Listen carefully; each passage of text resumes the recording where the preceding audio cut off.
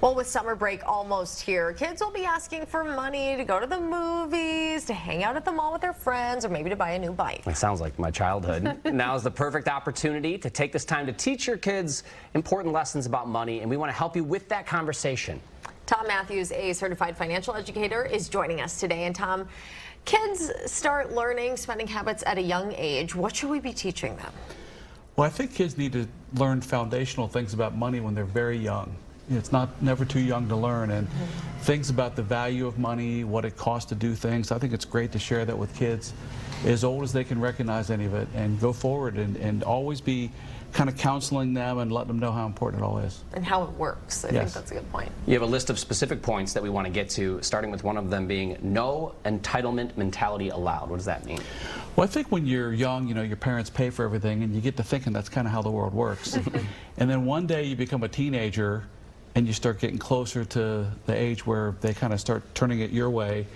When I grew up, you could become an entrepreneur of sorts. You could cut grass or deliver newspapers, but either way, you've got to find something, some kind of problem to solve that can help you to earn some money. And then, of course, when I turned 16, my dad said I couldn't drive his car, so I wanted to drive, so I had to go get my own car.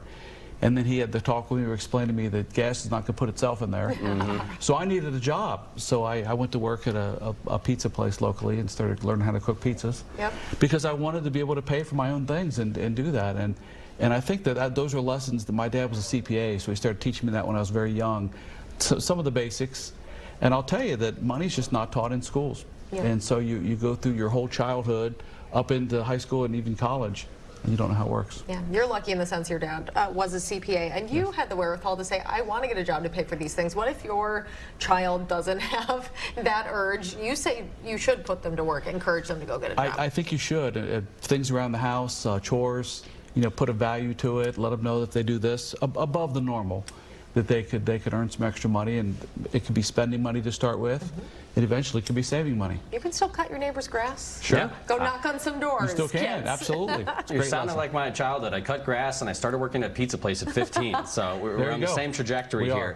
And I think when you start to do that and you get your own money, that feeling of spending your own money, it makes you feel proud of it, right? So we want kids to get excited about money in a way.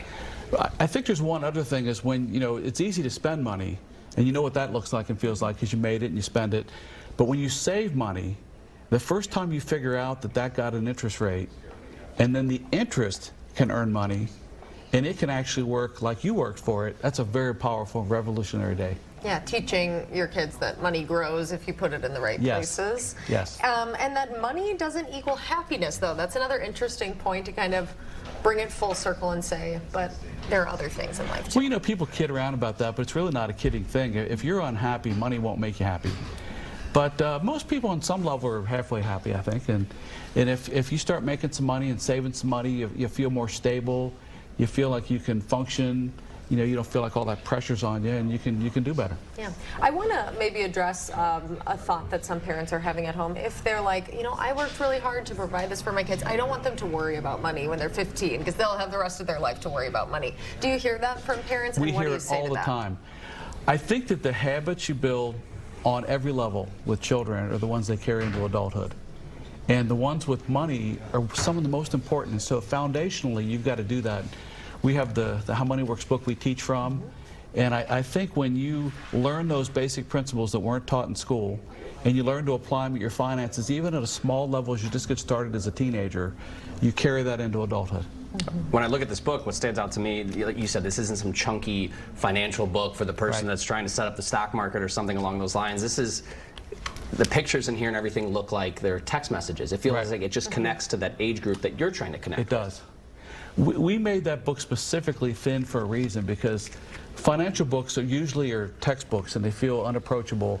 And this is something, you know, in an hour or so you can read it. We have classes both online and live you can attend and learn the foundational principles. And then we highly recommend you work with a financial professional to put the right things in place for yourself. The stuff they don't teach you in school. Thank you so much for coming in. Thanks for having me. Helpful insights. Thank you. I appreciate it. Well, a highly popular primetime show on